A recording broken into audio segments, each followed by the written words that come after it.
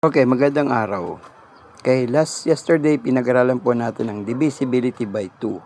So today, we study about divisibility by 3. In divisibility by 3, we add the digit of a numbers, then the answer is multiple of 3.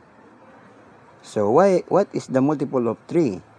Lahat po ng maimumultiply natin sa 3, so the answer is divisible by 3.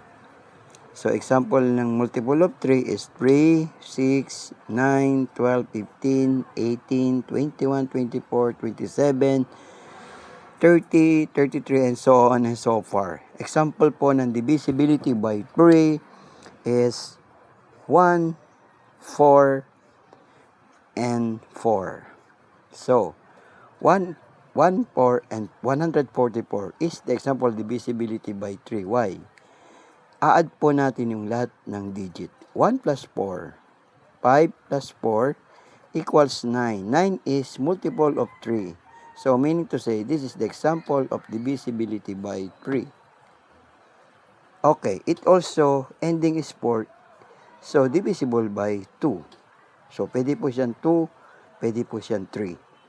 So, ganun sinabi ko, indivisible by 3, add the digit. Another example is 3, 6, and 9. So, once na in-add natin itong 3 plus 6 is 9, plus 9 equals 18. So, 18 is multiple of 3. So, meaning to say 369 is the example of divisible by 3. Okay po? Sana po ay naintindihan po ninyo. Thank you guys. Thank you po to all. Thank you very much.